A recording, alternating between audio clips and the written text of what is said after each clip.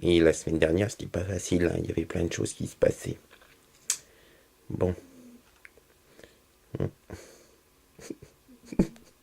Enfin bon. Sur la plage, abandonnée, les aventuriers suivaient la voleuse, le seul point d'attache dans cet horizon sans fin, dans ce vide dans lequel ils avaient l'impression de marcher, le seul point d'attache, le seul point de lumière, la seule lueur d'espoir, le postérieur de la voleuse. Ils marchèrent, marchèrent, marchèrent, lorsque tout à coup, ils trouvèrent un bigorneau. Un gros bigorneau. Un bigorneau de cette taille-là, hein, de cette taille-là. Puis un autre un peu plus gros. Et puis un autre encore plus gros. Et puis encore un autre encore plus gros. Qu'est-ce que c'est ce truc, file le guerrier? C'est quoi ce machin? Je sais pas. Je l'ai voulu, j'en sais rien. C'est bizarre quand même. Vous avez faim, vous? Bah ouais, on commence à avoir faim. Bah, moi j'ai les bigorneaux.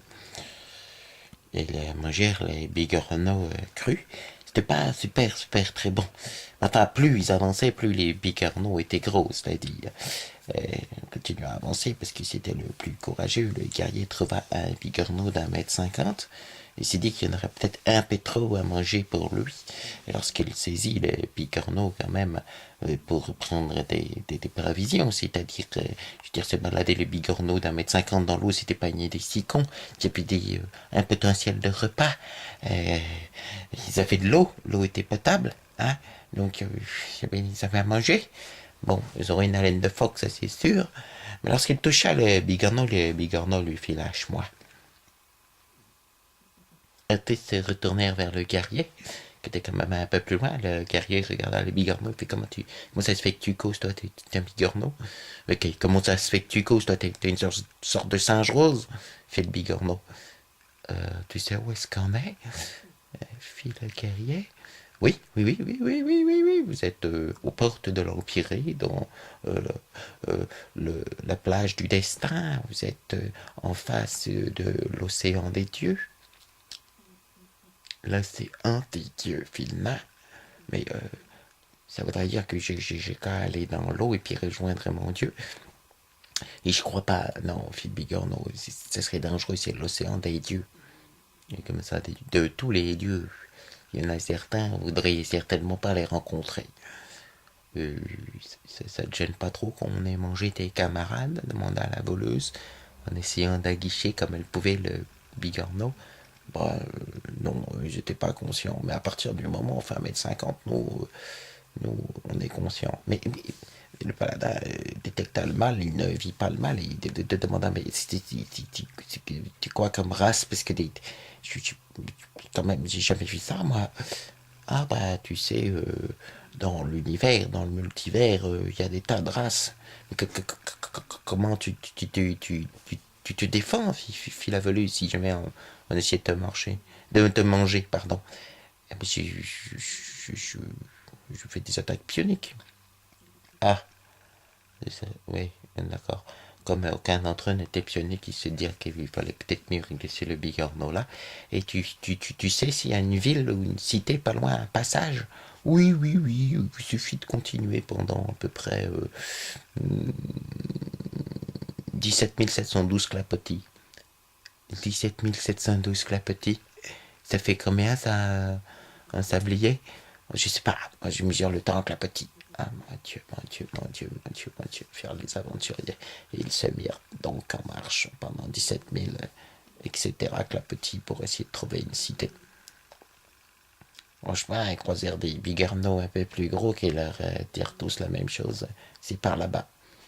La volue finit par bander, mais on doit s'attendre à quoi là-bas? Oh, des créatures qui s'appellent des devas.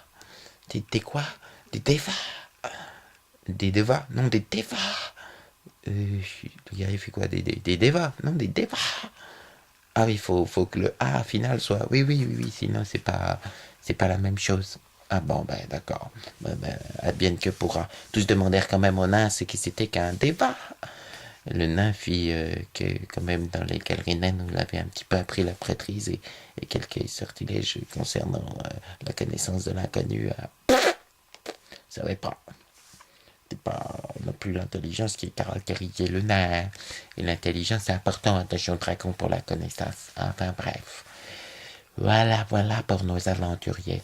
D'un autre côté, le barde qui marchait après avoir quitté le domaine des dieux rejoignit une cité où il y avait de grandes portes d'airain, ou de bronze, ou de laiton, ou de métal, du beau métal, hein, du beau métal, bien forgé.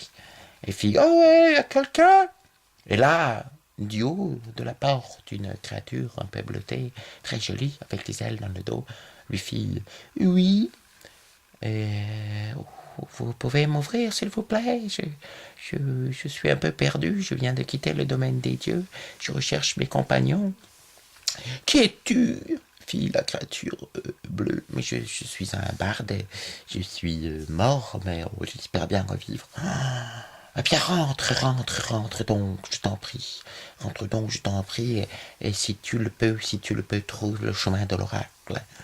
L'oracle a dit, a annoncé ta venue, et a annoncé la venue d'autres de tes compagnons. Ah, mes compagnons, ils vont arriver, fit le barde. Je pense. Mais qui es-tu, ô noble créature? Demanda le barde, qui avait un tout petit peu tout perdu, même son sens de la connaissance. Ah, je suis un déva. Ah, un déva. Et vous faites l'amour? Demanda le barde. Des fois oui, des fois non. Enfin bon, les portes des reins s'ouvrirent pour laisser rentrer le barde dans la cité des dévas. Pendant ce temps-là, un peu plus loin dans le futur, parce que dans le passé, c'était différent. Hein.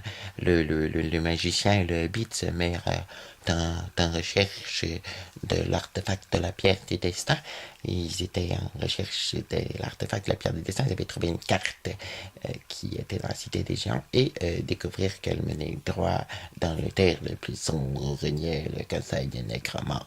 Mais advienne que pourra, cochons qui sont des vieilles, ils décidèrent quand même d'y aller. Et ouais. Ouais, ils avaient des couilles en béton, hein, quand on est archimage et psionique majeur. On n'a peur de rien, généralement. On n'a pas besoin de guerriers, de voleurs, non, on fait tout par soi-même. Donc, ils se mirent en chemin rasant sur leur village toute trace des nécromancies et des morts-vivances qu'ils pouvaient trouver. Et dans le futur, le magicien et puis le petit Tommy se mirent à la recherche, étaient en train de se mettre à la recherche. C'était pas très difficile parce qu'il y avait des explosions partout du vieux Jérémie pour essayer de retirer de son intimité la pierre du destin que le vieux Jérémie avait cachée. Ils n'eurent pas de peine à suivre la trace du vieux Jérémie jusqu'à une grotte où de nombreux ours étaient morts. Le magicien était un petit peu embêté. Le petit Tommy lui demanda pourquoi t'es embêté. Tu sais, il a fait. Mon cher, on a tué les oursibous. Enfin, il a tué les oursibous de la forêt, mais les ours et les hiboux, c'était pas la peine. Puis ça l'a en colère. Il a explosé aussi quelques arbres. Le vieux Jérémie, et les arbres, il y a des fois des créatures qui habitent dedans qui sont liées. Il fait des bêtises avec ses pouvoirs psy. Bon, mais mais s'il fait des bêtises, t'as pas trop des chances d'avoir mal, puis les petits Tommy. Oui, c'est pour ça que je vais t'envoyer, toi. Hein? Je vais aller dans la grotte, demander à mon grand-père de sortir la pierre du destin de son fondement tout seul, alors que je suis qu'un petit hobbit. Non. T'es plus qu'un petit hobbit. T'es un petit hobbit promis à un grand destin. Et puis je te rappelle que il faut que tu comprennes bien que tu es Jérémie. Je pense pas qu'il va te tuer. Tu penses pas ou t'es sûr? Tu veux pas faire un augure ou un oracle? Chemineur des étoiles? Toi, si doux, si beau? C'est plutôt les prêtres qui font des oracles, mon petit. Va vers ton destin. Pénètre dans la caverne. Pénètre et trouve la vérité. Moi, mon chemin de vieux sage s'arrête là. J'ai trop peur d'avoir le cerveau qui explose, et ça me gênerait en tant qu'immortel, car s'il y a bien une créature qui peut me tuer, c'est Jérémie. Il n'y a guère plus que ça, d'ailleurs. Le petit Tommy, un peu bavant, un peu dégoulinant, rentra donc dans la grotte à la recherche de son destin. La suite la prochaine fois. Donjon Dragon, il y a des gens qui critiquent, ils disent oui, bon, c'est des donjons, c'est des dragons, c'est des salles, des portes, des monstres, des trésors.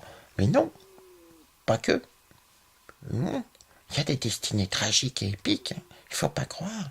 Ça commence comique, parfois, parce que c'est comme ça que sont les aventuriers, mais au bout du compte, hein, on arrive à essayer de rentrer dans les chemins de la philosophie, vers des choses qui sont carrément la quête du soi, du surmoi, de l'ombre, de l'animus, de l'anima. Hein, les gens ne comprennent rien. Les geeks, c'est des gens responsables. On devrait faire plus de prosélytisme pour Donjon Dragon, moi je dis.